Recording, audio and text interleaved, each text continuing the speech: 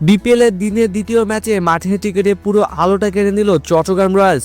নোয়াখালী এক্সপ্রেসকে 65 রানের বড় ব্যবধানে হারিয়ে দারুণভাবে আসা শুরু করলো চট্টগ্রাম।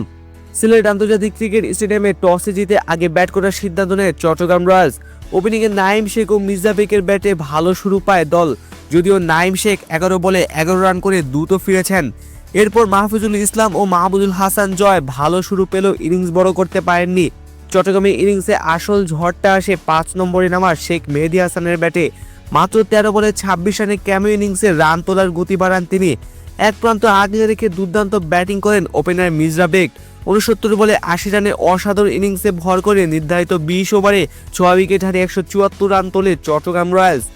175 রানের লক্ষ্যে ব্যাট করতে নেমে শুরুটা খারাপ করেনি নোয়াখালী এক্সপ্রেস। মাঝ সাদাকাত ও হাবিব রহমান সোহান কিছুটা আশা জাগালেও মাঝের ওভারে ধস নামে ব্যাটিংয়ে অধিনায়ক সৈকত আলী, জাকির আলী অনেক কেউই দাঁড়াতে পারেননি। সাদাকাত 38 ও হায়দার আলী 28 রানের ইনিংস ছাড়া পুরো ব্যাটিং লাইনআপই ব্যর্থ হয়। চট্টগ্রামের বোলারদের নিয়ন্ত্রিত আক্রমণে 16.5 ওভারে মাত্র 109 রানেই অল আউট হয় নোয়াখালী। 3 উইকেট হারিয়ে ম্যাচের নায়ক ছিলেন তানভীর ইসলাম। শেষ পর্যন্ত 65 রানের দাপুরে জয় তুলে নেয় চট্টগ্রাম রয়্যালস। বাইরের বিতর্ক ভুলিয়ে মাঠে টিকেটেই জবাব দিল তারা।